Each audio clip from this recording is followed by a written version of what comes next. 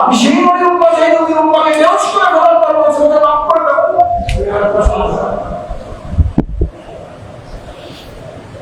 ওদের মাফ করে দাও। তাদের কিন্তু আমার কোনো অভিযোগ নাই, ওরা বলতে নাই। ওরা কি বুঝে পারছে না বুঝে পারছে?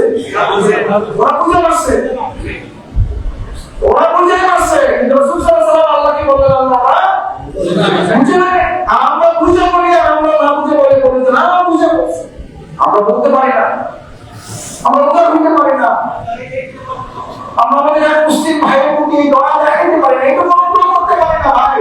কোনো অসুবিধা নাই, আমরা বইলে মিশে থাকবো ইনশাআল্লাহ। আল্লাহ রাসূলের উম্মাহ হিসেবে যে মেরাজকে আল্লাহ রাসূল আমাদের কথা বলে রেখে আমাদেরকে স্মরণ করে এত সম্মানিত করেছেন, আমরা আজকে সিদ্ধান্ত নিলাম আমরা ছোটবেলা ভুল করতে পারি, ভুলে গিয়ে আমরা কাজে কাজ দিয়ে চলবো ইনশাআল্লাহ। রাসূলের শিক্ষা যেটা বলছিলাম, রাসূলের কেরাম সুখের অবস্থায় বলেন নাই, দুঃখের অবস্থায় বলেন নাই। সেই বাইরের ময়দানে আমাদেরকে বলেন নাই, বাইরের ময়দানে আমাদেরকে বলেন নাই। রাজ থেকে আসার সময় আল্লাহ তাআলা বলেন তোমার তো আমি একবার সাক্ষাৎ দিছি, আমি আমার বান্দা তোমার উম্মাহকে আমি দিনে 5 বারে সাক্ষাতের ব্যবস্থা করব। কোথায় আসছি আমরা? নামাজে আসছি। কোথায় আসছি?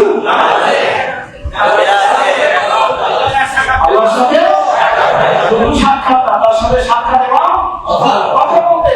সাহাবীগণ জিজ্ঞেস করলেন ইয়া রাসূলুল্লাহ আমরা তো দেখতে পাই। বলছে তুমি দেখতে পাও না, কিন্তু তোমার মনের মধ্যে সালাতে দাঁড়ায় এটা লক্ষ্য করে রাখবা, আল্লাহ তোমাকে দেখতে পাচ্ছেন। এখান থেকে যদি খবর আসে যে আপনি তো দেখতে পাচ্ছেন না প্রধান উপদেষ্টাকে, কিন্তু প্রধান উপদেষ্টার সামনে কি লাগানো আছে? প্রজেক্টর, মনিটর লাগানো আছে, উনি আপনারা দেখতে পাচ্ছেন, সাথে সাথে শুধু একটু ঠিক করবেন না, করবেন না? করবেন না, করবেন না? করবেন। সাহাবীদের কি বলবেন? তুমি দেখতে পাও না, কিন্তু তোমাকে আল্লাহ দেখতে পাচ্ছেন। এটার নাম সালাত। এই চিন্তা করে সালাতে দাঁড়ালে কাপড়টা সত্যি সুন্দর হবে। এইভাবে নামাজে সালাতে আসলে তো আমাদের জন্য আল্লাহ তাআলা ফরজ করেছেন। ফরজ বিধানগুলো সংরক্ষণ করা, এগুলো মেনে চলা আমাদের জন্য অত্যন্ত দায়িত্বপূর্ণ কর্তব্য। এই বিষয়ে দায়িত্বপূর্ণ কর্তব্য, যে দায়িত্ব যত বেশি তার প্রতি আমাদের মনোযোগ তত কম না বেশি। আপনি আজকে ঢাকায় যাবেন, যতটুকু মনোযোগ, আপনি যে আপনি ইংল্যান্ডে যান মনোযোগ একই রকম না, ইংল্যান্ডে মনোযোগ একটু বেশি থাকে, প্রস্তুতি কম থাকে আর বেশি থাকে, বেশি থাকে। আমরা মসজিদে আসি তো আসলে শুধু সালাত আদায় করার জন্য, এইটা মাথায় না রেখে আজকে থেকে আমাদের মাথায় রাখার চেষ্টা করতে হবে যে আমরা সালাতে যাই মূলত এই জন্য যে আমরা আল্লাহর সাথে কথা বলতে যাই। সুবহানাল্লাহ। নবী মুহাম্মদ রাসূলুল্লাহ সাল্লাল্লাহু আলাইহি ওয়াসাল্লাম মেরাজ করেছেন জীবনে কয়বার? কয়বার? আল্লাহ তাআলা আমাদেরকে খুশি হয়ে মেরাজের সুযোগ করে দিলেন দিনে কয়বার? সুবহানাল্লাহ। এই আমাদের ভালোবাসা জেনারেট করে শুরু করে সুবহানাল্লাহ। রাসূল করিম সাল্লাল্লাহু আলাইহি ওয়াসাল্লাম বললেন আল্লাহ কিন্তু আমাকে সম্মানিত করেছেন, আমাকে সুযোগ দিয়েছেন, মর্যাদা করেছেন, আমার উম্মাহ কি হবে? আমার উম্মাহ কিভাবে আপনার সাথে দেখা করবে? কত বড় কিভাবে? আমি তো কথা বললাম না, আমি তো জানো না কথা, আমার উম্মাহর কিছু একটা হতে হবে। আল্লাহু আকবার। যিনি দুঃখের অবস্থায় আমাদেরকে স্মরণ রেখেছেন, যিনি সুখের অবস্থায় আমাদেরকে স্মরণ রেখেছেন, যিনি অপমান লাঞ্ছনার অবস্থায়, অপমান লাঞ্ছনার কথা মনে আছে যখন তিনি তায়েফে লাঞ্ছিত, বেহুশ বেহুশ, আমরা তো ক্ষমা করতে পারি না। জিবরাইল এসে বললেন ইয়া রাসূলুল্লাহ আল্লাহ তাআলা আপনাকে পাঠাইছেন, এই দায়িত্বের মধ্যে আপনি বলেন এটার মধ্যে আপনার আঘাত করে বেহুশ করে ফেলুন। আল্লাহ পাঠিয়েছিলেন উঠে যাওয়ার জন্য, আপনি দৌড়ে উঠে যাও। আল্লাহ রাসূল সাল্লাল্লাহু আলাইহি ওয়াসাল্লাম কতটা মহব্বত, উম্মার প্রতি কতটা দরদ, কতটা ভালোবাসা, কতটা দায়িত্ব থাকবে,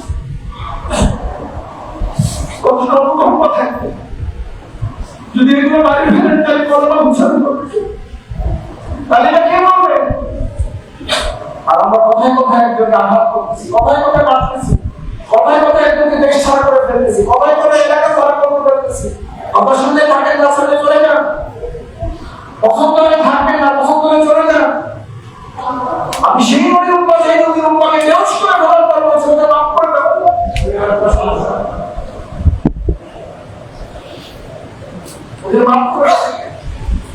তাদের কিন্তু আমার কোনো অভিযোগ নাই, ওরা বুঝে নাই। ওরা কি বুঝে পারছে না বুঝে পারছে? ওরা বুঝে পারছে, ওরা বুঝে পারছে। কিন্তু রাসূল সাল্লাল্লাহু আলাইহি ওয়াসাল্লাম আল্লাহ কি বললেন? আমরা বুঝে নাই, আমরা বুঝে বলি আর আমরা না বুঝে বলে বলতে না বুঝে বলছি। আমরা বলতে পারি না, আমরা উদাহরণ দিতে পারি না, আমরা আমাদের এক মুসলিম ভাইয়ের প্রতি দয়া দেখাতে পারি না, এটা আমরা করতে পারি না। ভাই কোনো অসুবিধা নাই, আমরা মিলেমিশে থাকবো ইনশাআল্লাহ। রাসূলের উম্মাহ হিসেবে যেই বিরাটকে আল্লাহ রাসূল আমাদের কথা বলে রেখে আমাদেরকে স্মরণ করে এত সম্মানিত করেছেন, আমরা আজকে সিদ্ধান্ত নিলাম আমরা ছোটবেলা ভুল বোঝাবুঝি ভুলে গিয়ে আমরা কাজে চাপ দিয়ে চলবো ইনশাআল্লাহ। রাসূলের শিক্ষা যেটা বলছিলাম, রাসূলের কেরাম সুখের অবস্থায় বলেন নাই, দুঃখের অবস্থায় বলেন নাই। সেই তাইফের ময়দানে বলে বলেন নাই, তাইফের ময়দানে বলেন নাই।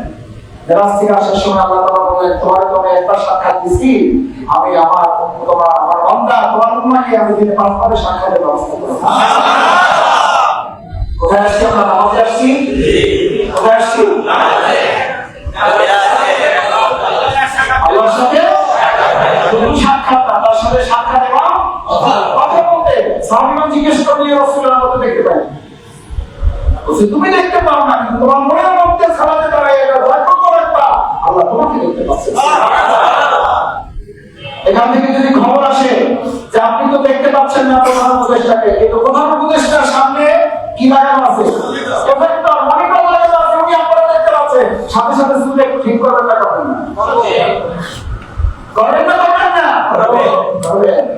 সাহাবীরা কি বললেন? তুমি দেখতে পাও না, কিন্তু তোমাকে আল্লাহ দেখতে পাচ্ছে। এটার নাম সালাত। এই চিন্তা করে সালাতে দাঁড়ালে কাপড়টা সত্যি সুন্দর হবে। এইভাবে নামাজে সালাতে আসলে তো তাড়াহুড়ো করে আসবেন না, 10 মিনিট 15 মিনিট আগে এসে বসে থাকবেন।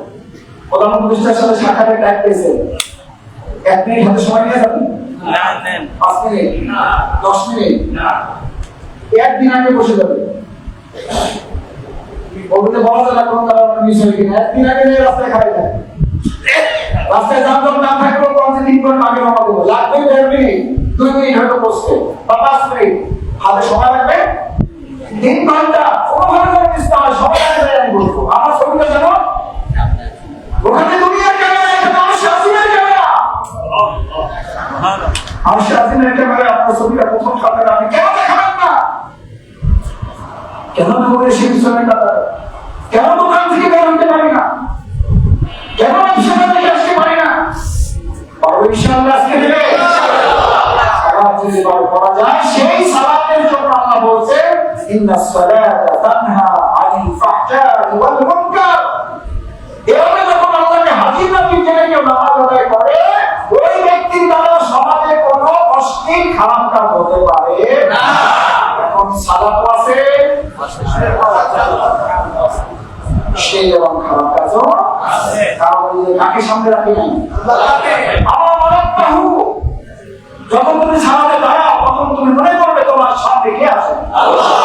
এই অনুভূতি নিয়ে নামাজ পড়তে দাঁড়াইলে আপনার তো ভেবে যাওয়ার কথা রিসিভ করতে, ভেবে যেতেন না সাহাবায়ে কেরাম। এই অনুভূতি নিয়ে দাঁড়াতেন বলে আপনি বলতে নামাজের অবস্থায় সাহাবায়ে শেষ করে বলতেন, আবু বকর তুমি এত নরম মানুষ, নামাজের মধ্যে দেখছি যে আগুন জ্বালায় যেমন ডেস্কি নিয়ে শব্দ ওঠে, তোমার তেলাওয়াতের মধ্যে এরকম আমরা শব্দ শুনতে পাই। কিসের শব্দ? এটা কিসের শব্দ? বলে আমি যখন তেলাওয়াত গুলো করি, আমি তেলাওয়াত করি না, আমার কাছে মনে হয় তেলাওয়াত গুলো আমার পর এখন নাজিল হচ্ছে। আমাদের কি এভাবে মনে হয়? সাহাবীরা মানে নামাজ পড়তেন কালি পাখি বসে, আল্লাহ আমি বাকি বসে যেত, মনে করতে এরকম মানুষ তেমন করুন না, এটা জীবন্ত কিছু না, এটা বড়, এটা তো ফুটি, এটা পিলা, এটা স্তম্ভ, এর উপরে বসা যায়, এর নিরাপদ। আর আমরা নামাজ পড়েই একজনকে বের হয়ে জীবন শুরু করে দিচ্ছি, নামাজ পড়েই সমালোচনা শুরু করে দিচ্ছি। আল্লাহ সুবহানাহু ওয়া তাআলা সালাত থেকে, অন্যায় অপকর্ম করা থেকে আমরা বিরত থাকবো, সমাজটাকে বিরত রাখবো ইনশাআল্লাহ। আল্লাহ আমাদের তৌফিক দান করুন। আমিন ইনশাআল্লাহ। আল্লাহ সালাত সেভাবে আদায় করার তৌফিক দিন, যেভাবে সালাত আদায় হক আল্লাহ আদায় করতে বলেছেন, ইন্নাস সালাতা তানহা আনিল ফাহশাই ওয়াল মুনকার। সালাত যদি থাকে, ওই সমাজে অপকর্ম থাকবে না। ইনশাআল্লাহ আমরা রাউফারে আমাদের নুরানপুরে আমাদের এলাকাগুলোতে এমন একটা সমাজ নির্মাণ করতে চাই, সালাত থাকবে, অপকর্ম থাকবে না, সালাত থাকবে, অশ্লীলতা থাকবে না। বলো ইনশাআল্লাহ। কখন হবে? এই কথাটা বলে রাজনীতি মনে করবেন না। এটা তখন হবে যখন মসজিদের ইমাম হবে সমাজের ইমাম, সমাজের ইমাম হবে মসজিদের ইমাম। এই দ্বিতীয় বার পালন করতে পারবো আমরা ইনশাআল্লাহ। ইনশাআল্লাহ সবাই পারবো। মসজিদের ইমামকে সমাজের ইমাম বানাবো। সমাজের ইমামকে আমরা মসজিদের ইমাম দেখতে চাই। আল্লাহ আপনি হাত তুলে কবুল করুন। আমিন। সুবহানাল্লাহি ওয়া বিহামদিহি আশহাদু আন লা ইলাহা ইল্লা আনতা আস্তাগফিরুকা ওয়া আতুবু ইলাইক। আসসালামু আলাইকুম ওয়া রাহমাতুল্লাহি ওয়া বারাকাতুহু।